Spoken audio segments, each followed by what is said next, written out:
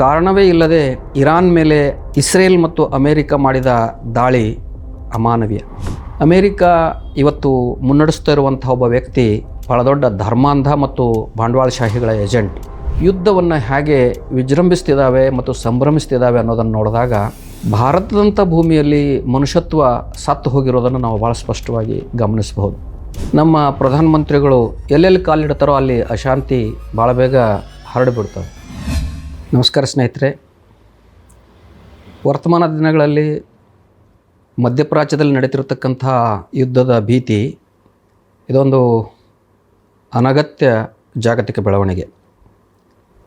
ಇಡೀ ಜಗತ್ತಿನಾದ್ಯಂತ ಕೋಮುವಾದಿಗಳು, ಬಲಪಂಥೀಯ ಧರ್ಮಾಂಧರು ಮತ್ತು ಬಂಡವಾಳಶಾಹಿಗಳ ಏಜೆಂಟರು ಆಯಾ ದೇಶದ ಚುಕ್ಕಾಣಿ ಹಿಡಿದಿರುವ ಕಾರಣದಿಂದ ಇಡೀ ಜಗತ್ತಿನಾದ್ಯಂತ ಅಶಾಂತಿಯ ಯುದ್ಧದ ಭೀತಿ ಇವತ್ತು ತಲೆದೋರಿದೆ.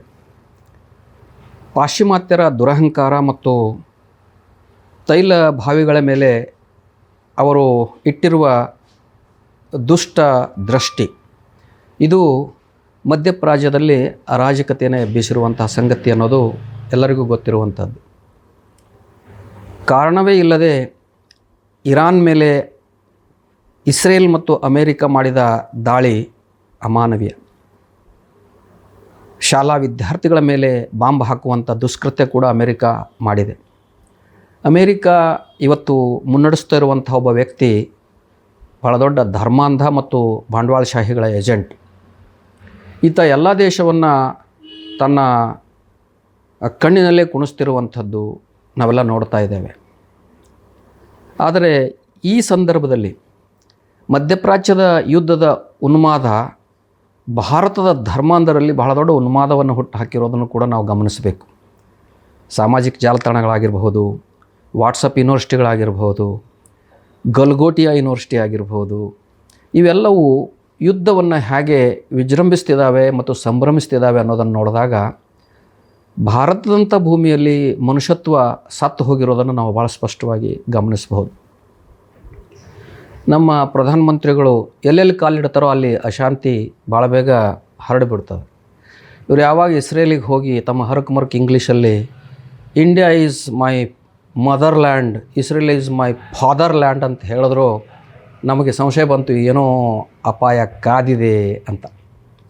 ಅವರು ಈ ಹರಕ್ ಇಂಗ್ಲೀಷ್ ಹೇಳಿ ಬಂದ 2 ದಿವಸಕ್ಕೆ ಇಸ್ರೇಲಿನ ನೆತನ್ಯಾಹು ಅನ್ನುವಂಥ ಒಬ್ಬ ಸರ್ವಾಧಿಕಾರಿ ಮತ್ತು ಅಮೇರಿಕದ ಟ್ರಂಪ್ ಇವರಿಬ್ಬರೂ ಜಂಟಿಯಾಗಿ ಇರಾನ್ ಮೇಲೆ ಯುದ್ಧವನ್ನು ಮಾಡೋದಕ್ಕೆ ಶುರು ಮಾಡಿದ್ರು. ನಮಗೆ ನಮ್ಮದೇ ಆದ ಒಂದು ಅಲಿಪ್ತ ನೀತಿ, ಒಂದು ವಿದೇಶಾಂಗ ನೀತಿ ಇತ್ತು 2014ಕ್ಕೆ ಮೊದಲು. ಭಾರತ ಇವತ್ತು ಯಾವುದೇ ಒಂದು ನಿರ್ದಿಷ್ಟವಾದ ನಮ್ಮ ಹಿರಿಯರು ಹಾಕಿದ ನೀತಿ ಅಥವಾ ಇವತ್ತು ಕಂಡುಕೊಂಡಂಥ ನೀತಿ, ಯಾವುದೂ ನೀತಿ ಇಲ್ಲದೆ ನೀತಿರಹಿತ ಆಡಳಿತದ ಕೈಯಲ್ಲಿ ಸಿಕ್ಕಾಕೊಂಡಿರೋದನ್ನು ನಾವು ಗಮನಿಸ್ತಿದ್ದೇವೆ. ನಮಗೆ ನಮ್ಮದೇ ಆದ ಆರ್ಥಿಕ ನೀತಿ ಇಲ್ಲ. ಒಂದು ಆರ್ಥಿಕ ನೀತಿ ಇದೆ, ಅದು we and our nationhood bunch of thoughts ಅನ್ನುವಂಥ ಈ ಹಿಂದುತ್ವವಾದಿಯ ಕೃತಿಗಳೇನಿದ್ದಾವೆ, ಮಹಾಮಹಿಮರಾದಂಥ ಗೋಳ್ವಾಲ್ಕರ್ ಅವರು ಬರೆದಂಥ ಕೃತಿಗಳಿವು.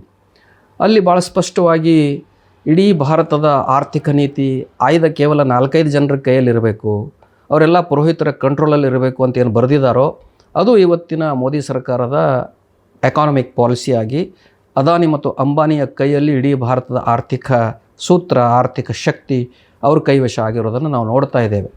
ಇಂಥ ಒಂದು ಆರ್ಥಿಕ ನೀತಿ ನಮಗಿದೆ. ಇನ್ನು ವಿದೇಶಾಂಗ ನೀತಿ ಅಂತೂ ಇಲ್ಲವೇ ಇಲ್ಲ.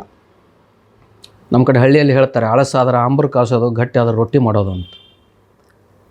ಖಮೇನಿಯ ಅಮಾನುಷ್ಯ ಹತ್ಯೆಯನ್ನು 5 ದಿವಸ ಅದನ್ನು ಖಂಡಿಸೋದಕ್ಕೆ ನಮ್ಮ ಭಾರತದ ಆಡಳಿತ 5 ದಿವಸ ತಗೊಂಡಿರೋದು ಯಾವುದೋ ಒಂದು ನೀತಿ ಇಲ್ಲದೆ ಇರುವಂಥ ನೀತಿರಹಿತ ಸರ್ಕಾರ ಅನ್ನೋದನ್ನು ಭಾಳ ಸ್ಪಷ್ಟವಾಗಿ ನಾವಿಲ್ಲಿ ಗುರುತಿಸಬೇಕಾಗ್ತದೆ. ನೀವು ಇರಾನ್ ಆದರೂ ಬೆಂಬಲಿಸಿ, ಇಸ್ರೇಲ್ ಆದರೂ ಬೆಂಬಲಿಸಿ, ಅಮೇರಿಕ ಆದರೂ ಬೆಂಬಲಿಸಿ, ಒಂದು ಸ್ಪಷ್ಟವಾದ ನೀತಿಯನ್ನು ಇಟ್ಟುಕೊಳ್ಬೇಕು. ನಾವು ಯಾರ ಪರವಾಗಿ ಅಲ್ಲ, ಯುದ್ಧದ ಪರವಾಗಂತೂ ಮೊದಲೇ ಅಲ್ಲ.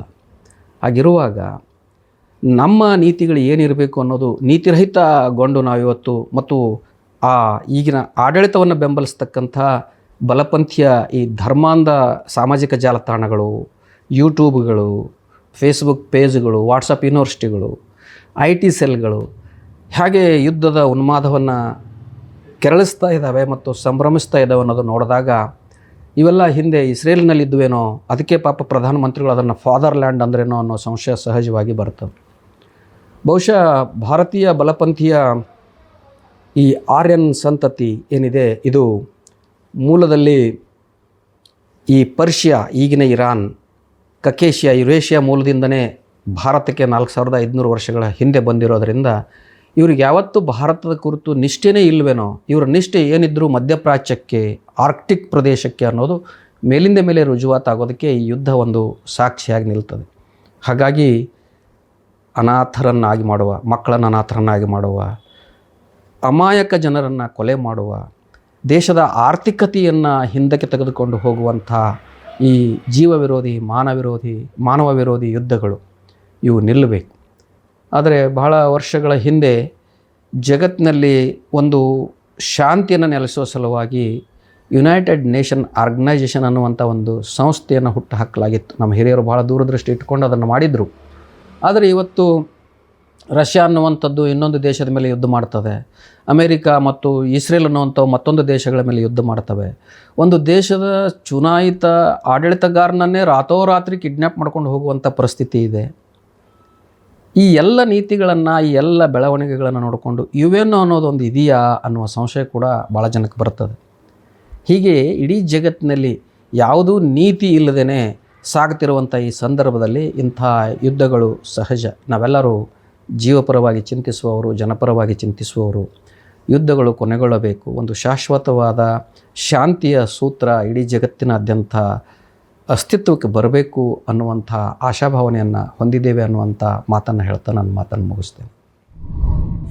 ಮತ್ತಷ್ಟು ವಿಶೇಷ ವಿಡಿಯೋಗಳನ್ನು ನೋಡಲು ಮತ್ತು ಹೊಸ ವಿಡಿಯೋಗಳ ಬಗ್ಗೆ ತಿಳಿಯಲು ಈ ದಿನ .com ಯೂಟ್ಯೂಬ್ ಚಾನೆಲ್ ಸಬ್ಸ್ಕ್ರೈಬ್ ಮಾಡಿ ಮತ್ತು ಬೆಲ್ ಐಕಾನ್ ಕ್ಲಿಕ್ ಮಾಡಿ.